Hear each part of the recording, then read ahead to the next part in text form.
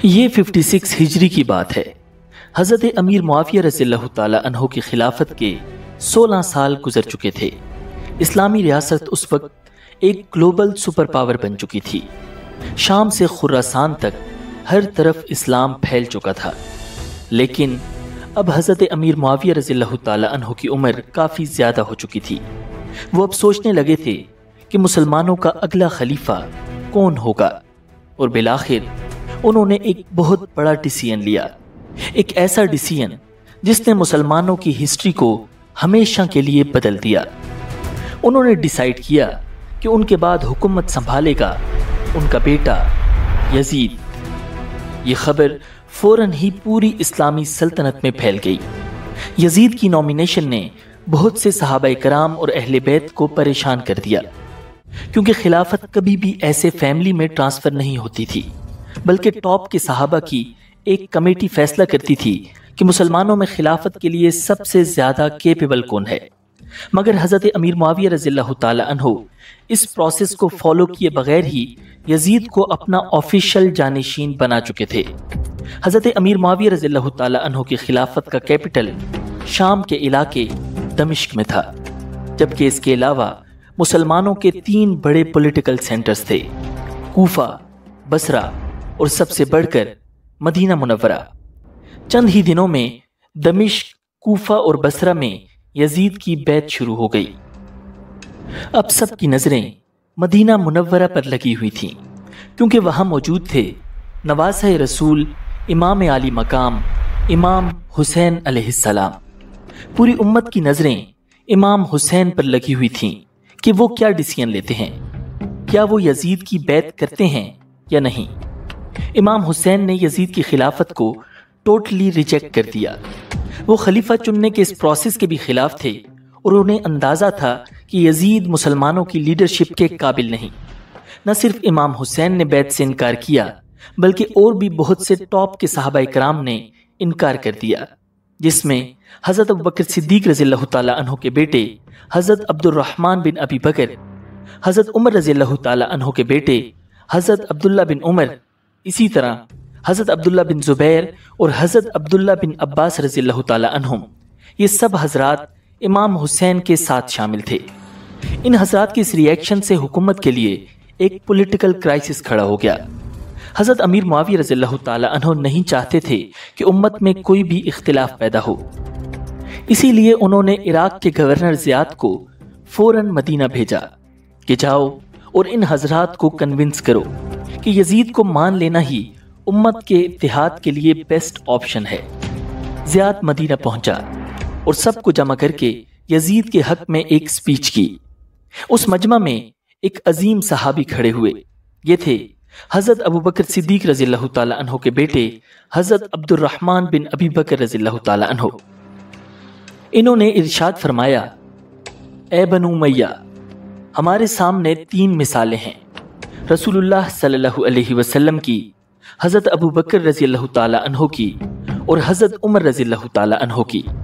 ان تینوں کے خاندانوں میں بھی خلافت کے اہل لوگ موجود تھے، مگر انہوں نے حکومت کا فیصلہ خود نہیں کیا، بلکہ اسے امت کے مشورے پر چھوڑ دیا، اور پھر فرمایا، تم کیا چاہتے ہو؟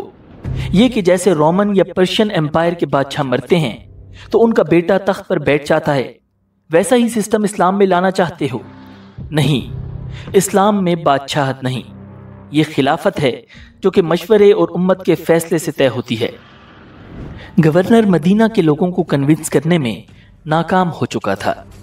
یزید کی خلافت کے حوالے سے پولیٹیکل کرائسس روز بروز بڑھتا جا رہا تھا۔ امت کے بڑے بڑے لوگ اس فیصلے سے خوش نہیں تھے۔ آخر کار حضرت امیر معاویہ رضی اللہ تعالی عنہ نے خود مدینہ جانے کا فیصلہ کیا تاکہ ان شخصیات سے ڈائریکٹ بات کی جا سکے۔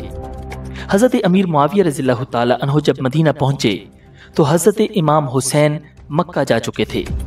ان کے ساتھ حضرت عبداللہ بن زبیر اور حضرت عبداللہ بن عمر بھی شامل تھے۔ حضرت امیر معاویہ رضی اللہ تعالی عنہ بھی ان کے پیچھے مکہ چلے گئے۔ وہاں باری باری ان سب شخصیات سے بات کی اور یزید کی بیعت کرنے پر قائل کرنے کی کوشش کی، مگر یہ تینوں حضرات اپنے موقف پر قائم رہے کہ یزید مسلمانوں کی خلافت کا اہل نہیں۔ حضرت امیر معاویہ رضی اللہ تعالی عنہ کو اندازہ ہو چکا تھا کہ سختی کرنے سے یہ سچویشن مزید خراب ہو جائے گی۔ انہوں نے ان سب کو ان کے حال پر چھوڑا اور واپس شام چلے گئے۔ کچھ ہی عرصے بعد 4 رجب سن 60 ہجری کو حضرت امیر معاویہ رضی اللہ تعالی عنہ کا انتقال ہو گیا۔ انہیں دمشق میں ہی دفن کر دیا گیا۔ حضرت امیر معاویہ رضی اللہ تعالی عنہ کے انتقال کے ساتھ ہی حالات تیزی سے بدلنے لگے۔ ایک نئے دور کا آغاز ہو رہا تھا۔ اسلام کی تاریخ میں پہلی بار خلافت باپ سے بیٹے کو منتقل ہو رہی تھی، اور جس شخص کے سر پر یہ تاج رکھا جا رہا تھا وہ تھا 34 سالہ یزید بن معاویہ۔ حضرت امیر معاویہ رضی اللہ تعالی عنہ کے انتقال کے وقت یزید شام کے قلعے حوارین میں موجود تھا۔ جیسے ہی حضرت امیر معاویہ رضی اللہ تعالی عنہ کی وفات کی خبر ملی، وہ تیزی سے دمشق واپس آ گیا، مگر تب تک تدفین ہو چکی تھی۔ اس نے آتے ساتھ ہی پورے عالم اسلام میں یہ پیغام پہنچا دیا، یزید تخت نشین ہو چکا ہے، اب اس کی بیعت کی جائے۔ یزید کو اندازہ تھا کہ باقی جگہوں پر تو وہ لوگوں کو کنٹرول کر لے گا، لیکن سب سے زیادہ خطرہ اسے مدینہ سے تھا، کیونکہ مدینہ میں موجود تھے نبی اکرم صلی اللہ علیہ وسلم کے نواسے اور شیر خدا حضرت علی کرم اللہ وجہ الکریم کے صاحبزادے امام علی مقام امام حسین علیہ السلام۔ یہ کسی صورت بھی ظلم کو قبول کرنے والے نہیں تھے۔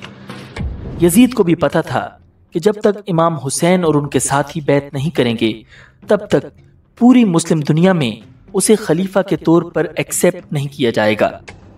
یزید نے فوراً ایک قاصد مدینہ روانہ کیا اور مدینہ کے گورنر ولید بن عتبہ کو آرڈر دیا، فوراً امام حسین اور حضرت عبداللہ بن زبیر کو بلا کر بیعت لو، اور اگر وہ انکار کریں تو سختی کرو۔ قاصد رات کے وقت مدینہ پہنچا، مگر معاملہ اتنا کریٹیکل تھا کہ قاصد نے راتوں رات گورنر سے ملاقات کی۔ مدینہ کا گورنر ولید سوچ میں پڑ گیا کہ اتنے بڑے لوگوں سے کیسے نمٹا جائے۔ اس نے فوراً مروان بن حکم کو مشورے کے لیے بلایا۔ مروان پہلے مدینہ کا گورنر رہ چکا تھا اور انتہائی ظالم آدمی تھا۔ مروان نے آتے ہی گورنر ولید سے کہا، ابھی تک حضرت معاویہ رضی اللہ تعالی عنہ کی وفات کی خبر مدینہ میں عام نہیں ہوئی، اس لیے فوراً امام حسین اور عبداللہ بن زبیر کو بلا لو، اگر وہ بیعت کر لیں تو ٹھیک، ورنہ وہیں قتل کر دو۔ ولید نے فوراً اپنا قاصد بھیجا۔ قاصد فوراً حضرت امام حسین اور حضرت عبداللہ بن زبیر رضی اللہ تعالی عنہ کو ڈھونڈنے نکل گیا۔ یہ دونوں حضرات مسجد نبوی میں موجود تھے۔ قاصد نے انہیں پیغام دیا، گورنر ولید نے آپ دونوں کو ابھی بلایا ہے۔ انہوں نے جواب دیا، ٹھیک ہے، ہم آ رہے ہیں۔ قاصد چلا گیا، مگر جیسے ہی وہ گیا، حضرت عبداللہ بن زبیر رضی اللہ تعالی عنہ نے امام حسین علیہ السلام سے کہا، یہ وقت تو گورنر کی مجلس کا نہیں، لگتا ہے کچھ بڑا چھپایا جا رہا ہے۔ امام حسین علیہ السلام نے فوراً بات سمجھ لی اور ارشاد فرمایا، ایسا لگتا ہے کہ حضرت معاویہ کا انتقال ہو چکا ہے، اور اب وہ چاہتے ہیں کہ اس خبر کو چھپائے رکھیں اور ہمیں فوراً بیعت پر مجبور کر دیں تاکہ کوئی ری ایکشن پیدا نہ ہو سکے۔ حضرت عبداللہ بن زبیر رضی اللہ تعالی عنہ نے امام حسین سے پوچھا، تو پھر آپ کا کیا ارادہ ہے؟ امام حسین نے جواب دیا، میں کچھ جوانوں کو ساتھ لے کر جاتا ہوں، گورنر ہاؤس کے دروازے پر انہیں کھڑا رکھوں گا، اگر کوئی زبردستی کی گئی تو وہ باہر سے ہماری مدد کر سکیں گے۔ اور پھر امام حسین علیہ السلام ولید بن عتبہ کے پاس گورنر ہاؤس پہنچ گئے۔ وہاں مروان بن حکم بھی بیٹھا تھا۔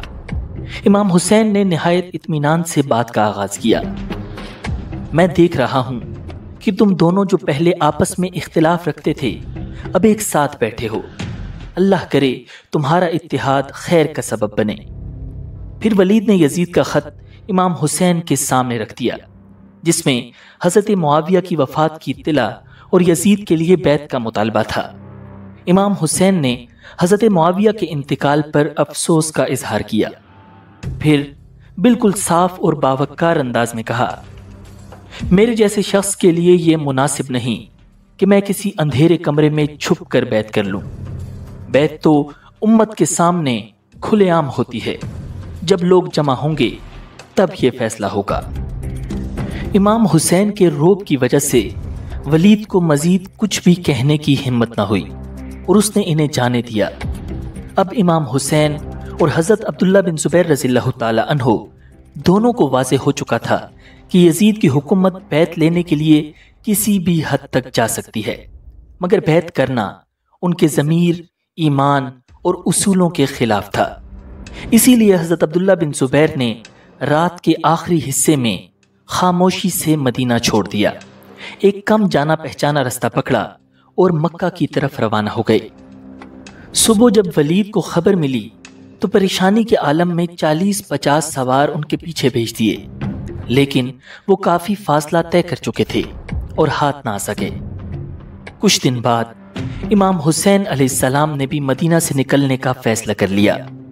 انہوں نے اپنے اہل خانہ، بچے اور قریبی رشتہ دار سب کو ساتھ لیا اور مکہ کی طرف سفر شروع کر دیا۔ یہ حضرات مدینہ سے اس لیے نکلے تھے کیونکہ مدینہ شام کے زیادہ قریب تھا، اسی لیے یہاں یزید کا کنٹرول بھی زیادہ تھا، جبکہ مکہ ڈبل دوری پر تھا اور پہاڑوں میں گھرا ہوا تھا، اور سب سے اہم یہ اللہ کا حرم تھا۔ امام حسین جانتے تھے کہ یزید کی حکومت وہاں کوئی حرکت کرے گی تو پوری امت کا ری ایکشن آئے گا۔ وہ مکہ پہنچ کر اپنی اگلی اسٹریٹجی بنانا چاہتے تھے۔ روایات میں آتا ہے کہ امام حسین علیہ السلام مدینہ چھوڑنے سے پہلے ایک خاص شخصیت سے الوداعی ملاقات کے لیے گئے، اور وہ تھے حضرت عبداللہ بن عمر رضی اللہ تعالی عنہ۔ جب حضرت ابن عمر نے سنا کہ امام حسین سفر پر جا رہے ہیں تو فوراً بولے، مت جائیے، لیکن امام حسین کا ارادہ پختہ تھا۔ اس دوران امام حسین نے انہیں وہ درجنوں خطوط بھی دکھائے جو اہل کوفہ نے بھیجے تھے، جن میں انہیں بلایا گیا تھا کہ آئیے ہم آپ کے ساتھ ہیں۔ حضرت عبداللہ بن عمر نے وہ خطوط دیکھے، پھر دل بھر کے کہا، ان لوگوں کے پاس مت جائیے گا۔ اور جب امام حسین رخصت ہونے لگے تو حضرت ابن عمر نے انہیں گلے لگا لیا، خوب روئے اور کہا، اے شہید، میں تمہیں اللہ کے سپرد کرتا ہوں۔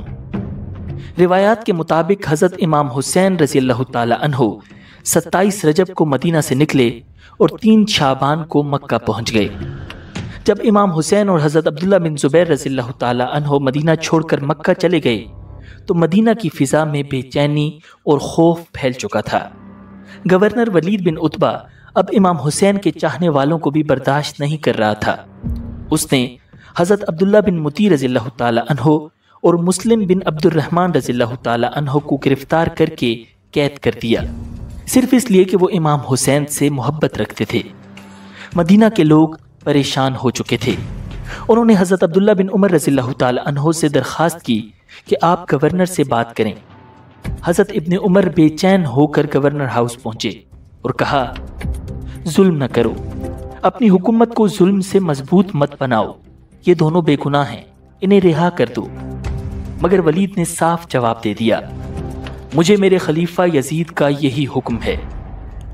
جب مدینہ کے لوگوں نے دیکھا کہ حضرت عبداللہ بن عمر جیسے عظیم صحابی کی بات پر بھی کوئی اثر نہیں ہوا تو انہوں نے خود ہی ایکشن لینے کا فیصلہ کر لیا۔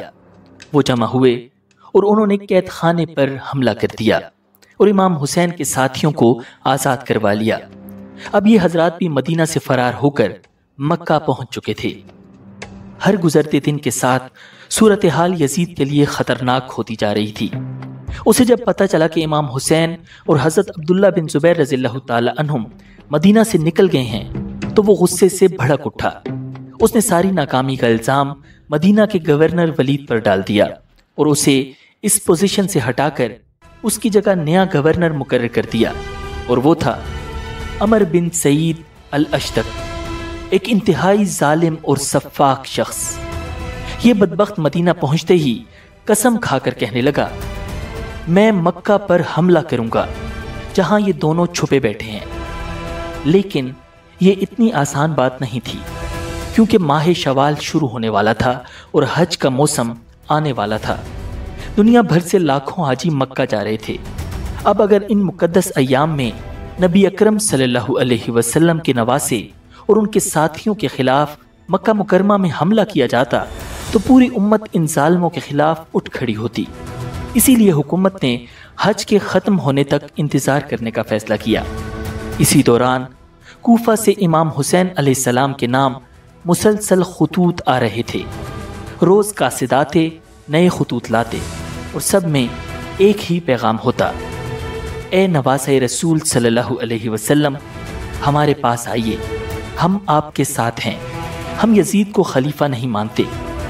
کبھی کبھی تو ایک دن میں 50 سے زیادہ خطوط آتے، اور یہ سب لوگ امام حسین علیہ السلام سے لیڈرشپ کی اپیل کر رہے تھے۔ کوفہ کے لوگ قسمیں کھا کھا کر لکھتے تھے کہ ہمارے دل، ہماری تلواریں اور ہماری جانیں سب آپ پر قربان۔ امام حسین اور حضرت عبداللہ بن زبیر ان سب حالات کا جائزہ لے رہے تھے۔ یہ دونوں آپس میں مشورے کرتے کہ اب آگے کی اسٹریٹجی کیا ہونی چاہیے۔ دونوں ہی یزید کے خلاف آخری دم تک ڈٹے رہنا چاہتے تھے، مگر ایک بات پر ان کی رائے مختلف تھی۔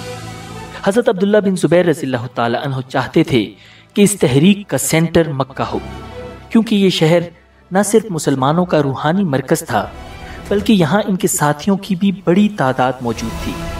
مگر امام حسین علیہ السلام کو کوفہ کے لوگوں کی فکر کھائی جا رہی تھی۔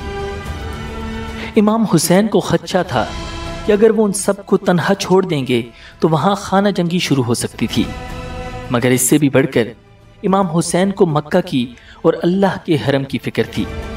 آپ علیہ السلام یہ تاریخی جملے ارشاد فرماتے تھے: اگر مجھے کہیں اور قتل بھی کر دیا جائے تو مجھے منظور ہے، مگر یہ گوارا نہیں کہ میری وجہ سے اس حرم میں فساد ہو اور اللہ کے گھر کی حرمت پہ کوئی بھی آ جائے۔ اللہ اکبر! یہ حوصلہ اور یہ قربانی نبی کے نواسے اور علی کے فرزند کی ہی ہو سکتی تھی۔